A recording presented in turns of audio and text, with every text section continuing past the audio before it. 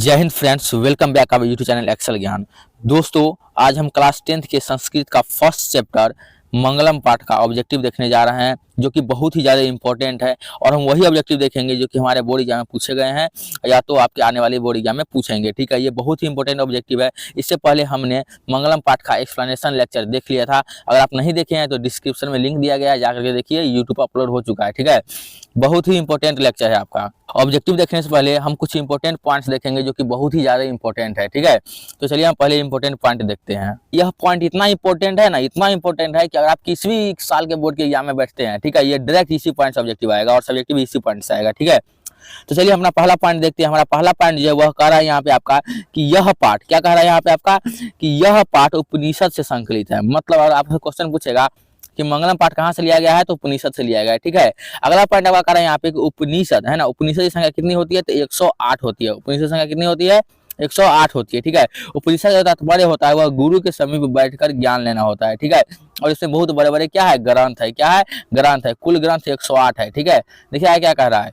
आगे आपका कह रहा है कि वेद की संख्या कितनी होती है, तो आपका वेद का संख्या जो होता है वह 4 होता है। ठीक है, और मंगलम पाठ जो है या उपनिषद जो है, इसके रचनाकार कौन है, तो महर्षि वेद व्यास है। इन दोनों के रचनाकार महर्षि वेद व्यास जी ही है। क्वेश्चन पूछेंगे कि मंगलम पाठ के रचयिता कौन है, तो महर्षि वेद व्यास, या उपनिषद रचयिता कौन है, तो महर्षि वेद व्यास। ठीक है, देखिए अगला क्या कह रहा है लाइन आपका कि मंगलम पाठ में जो है ना, क्या कह रहा है यहाँ पे आपका कि मंगलम पाठ में 5 पद्यात्मक मंत्र लिया गया है। मतलब पहला ऑब्जेक्टिव तो ये होता है कि मंगलम पाठ में कितने मंत्र लिए गए हैं, तो 5।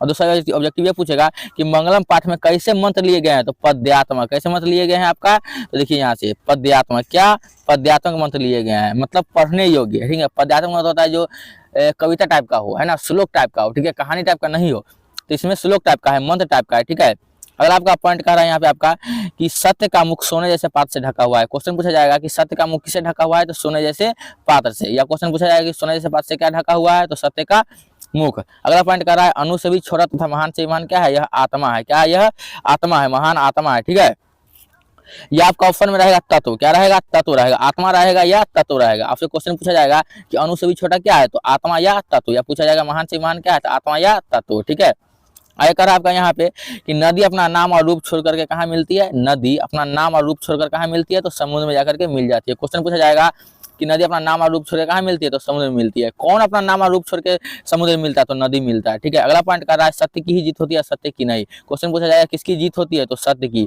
किसकी जीत नहीं होती है, तो असत्य की। ठीक है, या किसकी हार होती है, तो असत्य की। ठीक है, अगला पॉइंट कह रहा है यह संपूर्ण संसार परमात्मा के द्वारा अनुशासित है। आपको क्वेश्चन पूछा जाएगा कि यह संपूर्ण संसार किसके द्वारा अनुशासित है, तो परमात्मा के द्वारा। बहुत ही इंपॉर्टेंट क्वेश्चन है। ठीक है, अगला क्वेश्चन कर आपका यहाँ पे कि आत्मा या तत्व जंतु के हृदय रूपी गुहा में निवास करती है। क्वेश्चन पूछा जाएगा कि आत्मा का निवास स्थान कहाँ है, तो जंतु के हृदय रूपी गुहा में। या तत्व का निवास स्थान कहाँ है, तो जंतु के हृदय रूपी गुहा में। ठीक है, या क्वेश्चन ऐसे ही पूछा जा सकता है आपका कि जंतु के हृदय रूपी गुहा में किसका निवास है, तो आत्मा या तत्व का। ठीक है, चलिए हम पॉइंट को देख लिए हैं, अब ऑब्जेक्टिव को देखते हैं। तो अब हम ऑब्जेक्टिव की ओर बढ़ते हैं। वैसा ऑब्जेक्टिव हम पढ़ेंगे ना जो कि बिहार बोर्ड में या तो पूछा गया या तो पूछेगा। बहुत ही ज्यादा इंपॉर्टेंट है, सारे के सारे प्रीवियस ईयर ऑब्जेक्टिव है। ठीक है, चलिए देखते हैं।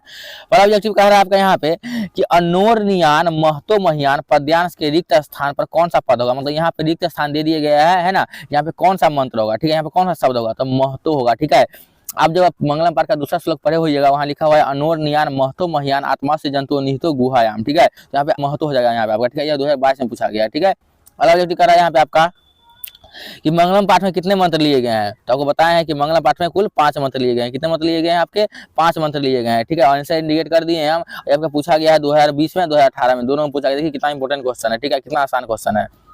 सत्यमेव जयते डॉट डॉट किस उपनिषद से लिया गया है, तो मुंडक उपनिषद से लिया गया है। ठीक है, बहुत ही इंपॉर्टेंट क्वेश्चन है।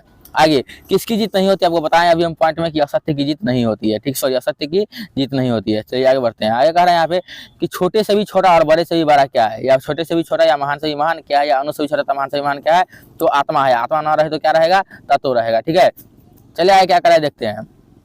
नदियां समुद्र में कैसे मिलती है, तो नदियां समुद्र में अपना नाम और रूप छोड़ करके मिलती है ना। ये एक एक करके नहीं, या तो नाम रूप, नाम छोड़ करके नहीं, नाम और रूप दोनों छोड़ करके मिलती है। ठीक है, तो यहाँ पे आपका ऑप्शन डी हो जाएगा सही। ये 2021 में पूछा गया है। ठीक है, आयकर आपका यहाँ पे कि सत्य का मुख किससे ढका हुआ है, तो हिरण्मय पात्र से सत्य का मुख ढका हुआ है। या ऑप्शन रहेगा सोने जैसे पात्र से। क्या रहेगा, सोने जैसे पात्र से ढका हुआ है।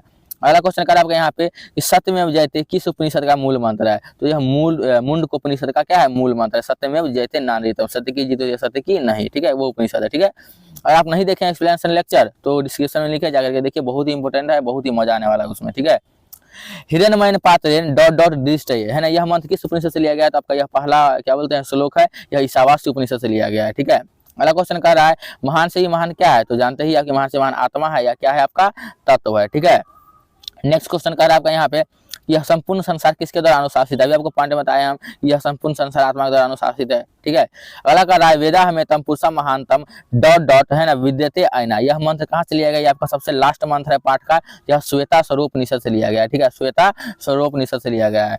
अगला क्वेश्चन कर आपका यहाँ पे कि मंगलम कहाँ से संकलित है? मतलब मंगलम पाठ कहाँ से संकलित है? तो मंगलम पाठ आपका उपनिषद से संकलित है, 2018 में पूछा गया, बहुत ही इंपॉर्टेंट क्वेश्चन है। ठीक है, आगे अनोर नियान महतो डॉट डॉट महिमान मात्मना, यह मंत्र किस उपनिषद से लिया गया है? तो आपका कठोपनिषद से लिया गया है। ठीक है, अगला क्वेश्चन कर आपका यहाँ पे कि नदियां नाम और रूप छोड़ करके किसमें मिलती है? तो समुद्र में जाकर के मिलती है, बहुत ही इंपॉर्टेंट क्वेश्चन है, पॉइंट बताए हैं आपको हम। अगला क्वेश्चन कर आपका यहाँ पे कि स्वर्णमय पात्र से या हिरणमय पात्र से या सोने जैसे पात्र से किसका मुख ढका हुआ है? तो सत्य का ही मुख ढका हुआ है। ठीक है, अगर आपको यह वीडियो अच्छा लगा है ना, इसमें बहुत ज्यादा इंपॉर्टेंट ऑब्जेक्टिव है, अपने दोस्तों में शेयर करें, चैनल को सब्सक्राइब करें।